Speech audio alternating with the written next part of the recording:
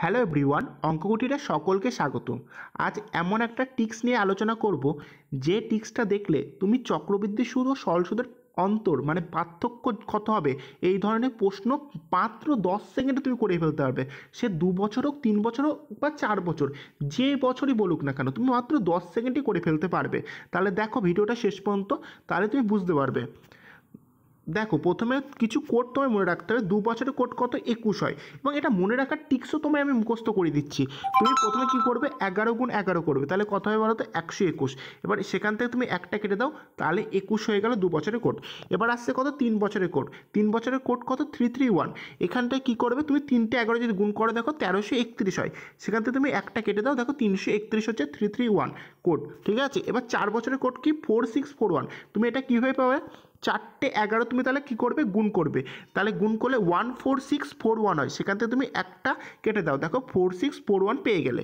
এবার দেখো, এবার একটা অঙ্ক দেখো, 25% বার্ষিক সুদের হারে 8,000 টাকা 3 বছরের চক্রবৃদ্ধি সুদ ও সরল সুদের অন্তর কত?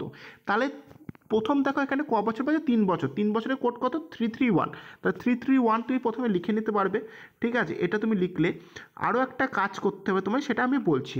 আর 25% মানে কত বলো তো? 1/4। ক্লিয়ার?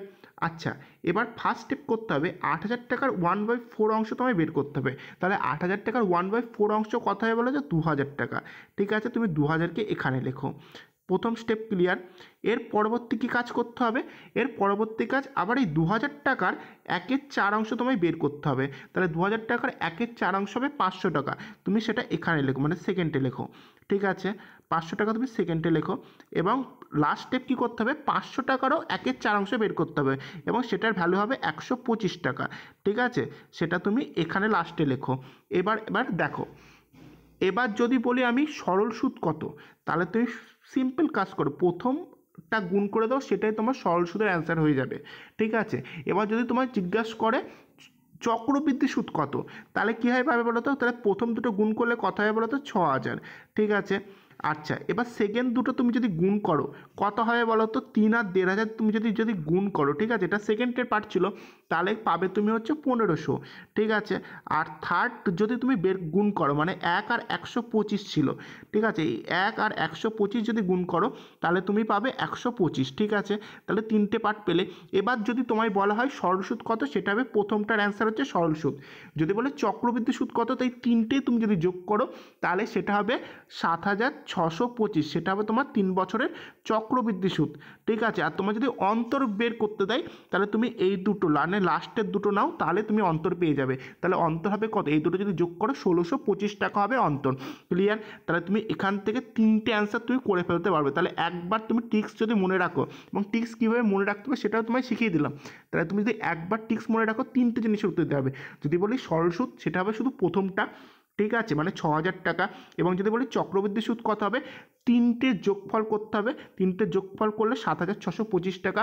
আর যদি বলি সরল সুদ ও চক্রবৃদ্ধি সুদের অন্তর কত, শেষ দুটো নাও, মানে প্রথমটা তুমি নেবে না, শুধু শেষ দুটো নাও। তাহলে শেষ দুটো যোগ করলে 1,625 টাকা। তাহলে তুমি একটা প্রশ্নের মাধ্যমে 3টে প্রশ্নের উত্তর আমি তোমায় করিয়ে দিলাম। ঠিক আছে, এর পরের অঙ্কটা দেখো। এরপরেরটা কি বলছে?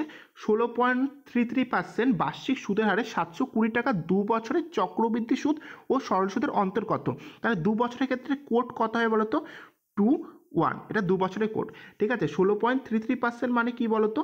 1/6 তুমি লিখতেই পারো অবশ্যই। আচ্ছা, এবার 720 টাকার 1/6 মানে কত টাকা হবে তোমার বলো তো? 120 টাকা। ঠিক আছে, এবং তার আবার যদি তুমি হচ্ছে 1/6 বের করো তাহলে কত হবে? মাত্র 20 টাকা। ঠিক আছে, আচ্ছা, এবার যদি তোমার কাছে সরল সুদ জানতে চাইতো, তাহলে কি 2 আর 120 গুণ করলে হয়ে যেত, তাহলে 240 টাকা হতো তোমার কি সরল সুদ।